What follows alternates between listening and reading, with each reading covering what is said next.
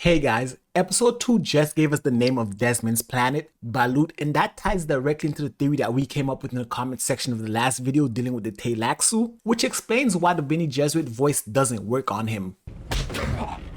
Don't talk.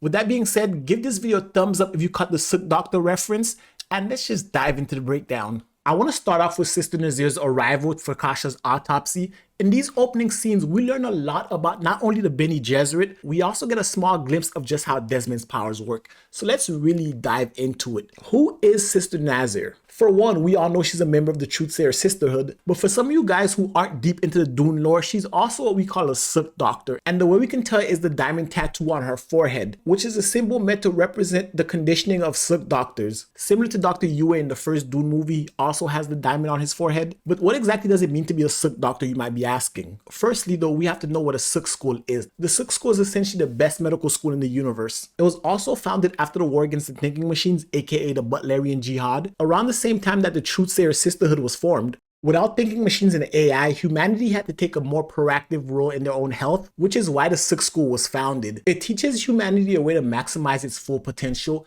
how to master their physiology in a way that helps humanity cure its ailments by mastering their physiology as opposed to relying on outside medicine. Not just for their medical prowess, the Suk are also known for their mental conditioning. They're conditioned in a way that prevents any betrayal of their patients, taking doctor-patient confidentiality to a whole nother level, even if Dr. Yue didn't get the memo. But their mental condition also prevents them from taking human life, while constantly reminding them to click that subscribe button, which is what makes them such great doctors and why all the great houses have them. They're supposed to be their own separate entity from the Bene Gesserit, but as we can see, it looks like from their onset foundation, the Sisterhood has infiltrated almost every sector in the known universe.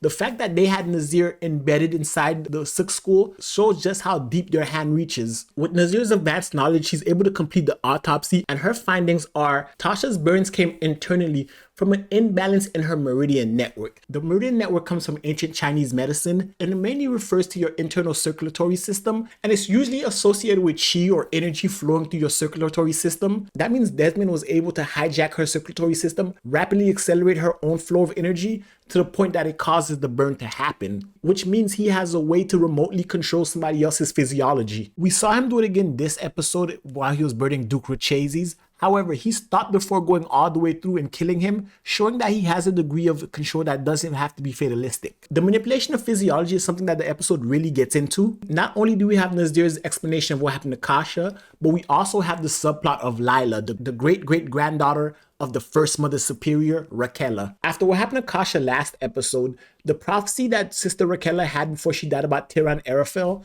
don't worry, we're going to talk about Arafel a little later in the video. That prophecy, known as the Burning Truth, was still unclear to Valia, and she needed Lila, the great-great-granddaughter of Raquella, to drink the water of truth, tap into her genetic memory, and commune with Raquella to get a better interpretation of what her prescient vision meant in the first place. What's cool here is while we saw both Paul and Jessica do this in the Dune movies, we get an actual understanding and background to how it all began. What I'm understanding from the episode is while we initially thought you can only get the water of life from the bowel of the sandworms, it seems like the Bene Gesserit themselves can create it. It looks like the manufactured version they make, they call it the Rorschach drug, which I find super interesting, the fact that they have alternate methods of creating the water of life. This was all discovered by the Reverend Mother Raquella, who was the first person to ever access genetic memory that we know of. She only discovered it because she was infected by the poison, so when she tried to change her physiology right down to the cellular level to combat the poison, that's what unlocked her genetic memory. Breaking down her DNA on a molecular level probably allowed her to unlock something in her DNA, which tapped into the remnant DNA of her ancestors. A quick biology lesson, all of us contain the DNA of our ancestors, no matter how far back it goes. So when Lila goes through the process, aka the agony, she's able to commune with Raquella. It's during her communion with Raquella we learn a few things about the prescient dream. The most important thing we learn from this scene is the start of the prophecy, which goes one born twice, once in blood, once in spice, who is a weapon born of war on a path too short. Now, I'm not going to dive too deep into what that path means because that goes into spoiler territory for the books,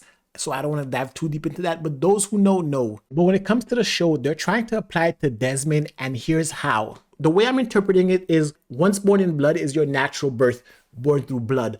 Once born in spice is someone who's consumed by spice and comes out. Kind of like how we saw in the first episode, Desmond getting swallowed up by the sandworm, but coming out alive. However, if we fast forward 10,000 years in the future, this could apply to Paul.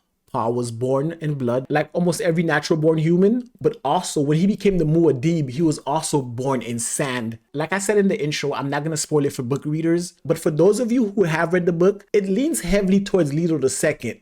Once born in blood, regular birth, and once born in sand, you know. But for Desmond, who was also one born in blood and one born in sand, we learn a lot about him this episode. First and foremost, straight up, Desmond tells the Emperor he killed Pruitt, he killed Kasha, he's devoted to the Emperor, and he wants to do away with the Bene Gesserit. This episode's also where we learn where Desmond is from. Desmond says he's from Balut. Balut was a colony, a part of the League World of Planets. But the thing that is most relevant about Balut that we need to know for the sake of the show is Balut was ravaged by Tleilaxu slavers. They came and kidnapped people by the thousands for organ farming and all types of other experiments. The reason that's really important is if you saw my other video where I talk about what could Desmond be, my initial theory was he's an early prototype of a Tleilaxu Gola. For those of you who don't know what a Tleilaxu Gola is, check out the video I made about it in the description box below.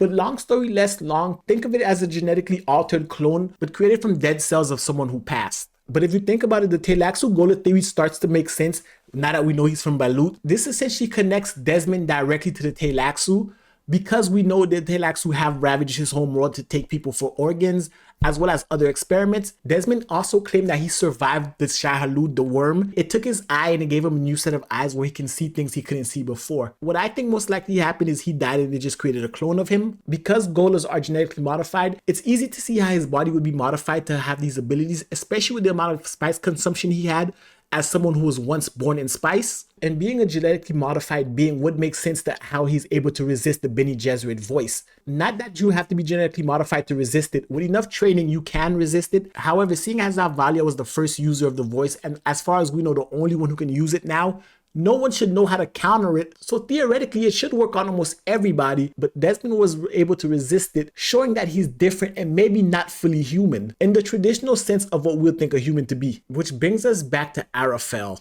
What exactly does that mean? This is the second episode in a row where that name has been brought up. For those of you who haven't read the books, I'm not going to spoil anything that is to come later. I'm going to give you the basic of what we know about Arafel. The word Arafel itself is Hebrew, and it means mist or fog.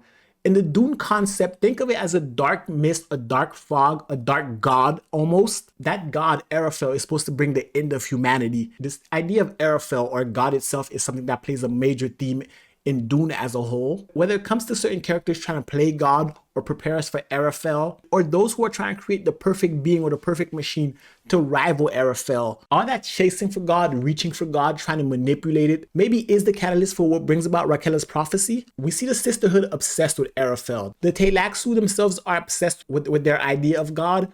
And then you have the Ixians who are trying to create something akin to that. But I feel like that's all I can say without getting to spoiler territory for non-book readers. So if you guys want me to do a video about Arafel, let me know in the comment section below and I'll break that down in a different video. But it's because of the obsession with Arafel that moves a lot of the plot of Dune forward. In Dune Prophecy, it mainly comes down to Valia's interpretation of it all and her manipulation of it. We see how far the sisterhood is willing to go to fight this concept. And this episode does a lot to show us the sisterhood's abilities in action and just how far they've trained their bodies, establishing not just their bodies, but their influence around the Imperium as well. Whether it's infiltrating the Suk Doctors, having a double agent within the rebellion, and the whole concept of the Imperium and rebellion as a whole. Alia is controlling the Empire through the Emperor, and she's also the one controlling the rebels who are fighting the Empire, manufacturing conflict in which both sides need the Bene Gesserit, essentially making sure they're indispensable in their warfare at Arafel. We even see her training extend down to the princess. We see Princess Inez's training and how they've prepped her to be a valuable asset to the sisterhood. The keyword being sisterhood. Valia and the Bene Gesserits do not value a single sister. They value the entire sisterhood as a whole, which is why they were able to sacrifice Lila. While it was never their intentions for Lila to die, they knew the possibility exists, especially because Dorothea, Raquel's granddaughter, the one who Valia killed in the first episode, her genetic memory exists within Lila. But that was a chance they were willing to take if they can get answers from Raquel themselves, and they willingly sacrificed her, just like they'd be willing to sacrifice the princess or any of the other Bene Gesserits. Valia took an interest in Theodosa because Theodosa is just as pragmatic as she is. The only problem is Desmond Hart exists. Desmond Hart looks like he was created to stop them out. the voice doesn't work on him. His physiology is different. And now that the Emperor has dismissed the sisterhood, Desmond being his advisor and his muscle, it's going to be interesting how it all plays out. But guys, that's my thoughts on it. I'd love to hear your thoughts about it in the comment section below. If you like this video, give it a thumbs up, hit the subscribe button, and until next time, peace.